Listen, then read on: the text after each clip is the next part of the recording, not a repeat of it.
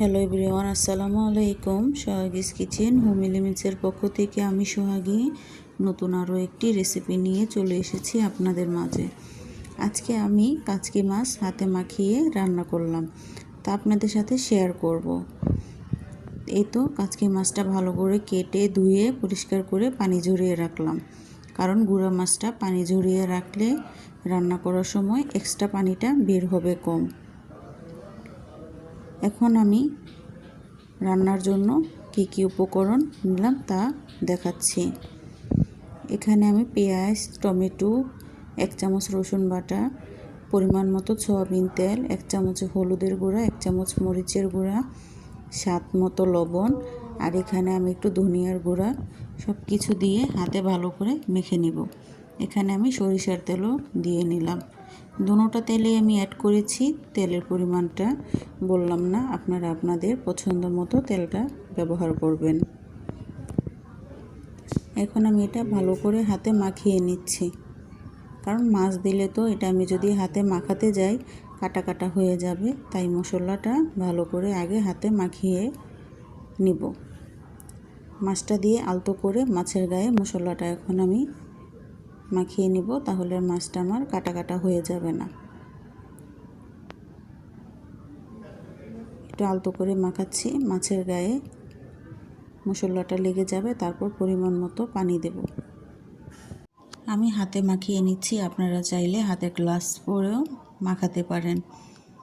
এখন আমি এখানে যেহেতু আমার মেরিনেট হয়ে গিয়েছে, এখন আমি আমার হাত ধুয়ে যতটুক পানি ওই পরিমাণ পানি দেব। গুঁড়া মাছ রান্নার ক্ষেত্রে বেশিটা পানি লাগে না। টমেটো থেকে পানি বের হবে, মাছ থেকেও একটু বের হবে। এখন আমি মাখানোর পরে কাঁচামরিচটা লাস্টে দিয়ে দিলাম, কারণ আগে যদি মশলার সাথে কাঁচামরিচটা দিতাম আমার হাতেও ঝাল লেগে যেত, কাঁচামরিচটার কালারটাও ঠিক থাকতো না। আমি মাখানোর পর কাঁচামরিচটা দিলাম। এখন আমি এটা ঢেকে 4 থেকে 5 মিনিট রান্না করে নেব। আপনারা কে কে এভাবে কাচকি মাছ হাতে মাখিয়ে রান্না করেন অবশ্যই কমেন্টে জানাবেন, আর আমার রান্নাটা আপনাদের কাছে কেমন লাগলো তাও অবশ্যই জানাবেন। এখন আমি এটা আলতো করে নেড়ে নেড়ে দিয়েছি। এখন আমি ধনিয়া পাতাটা দিয়ে দিলাম।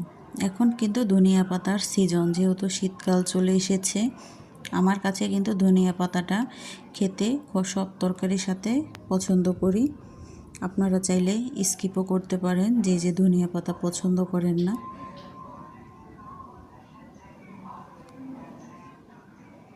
এখন আমি আপনাদের সাথে খাবারটা নামিয়ে পরিবেশন করব। এই তো আমার কাচকি মাছ রান্নার ফাইনাল লুক।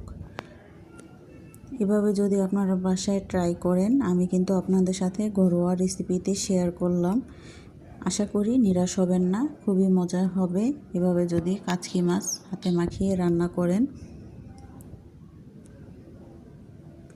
সবাই ভালো থাকবেন, সুস্থ থাকবেন। আসসালামু আলাইকুম, আল্লাহ হাফেজ।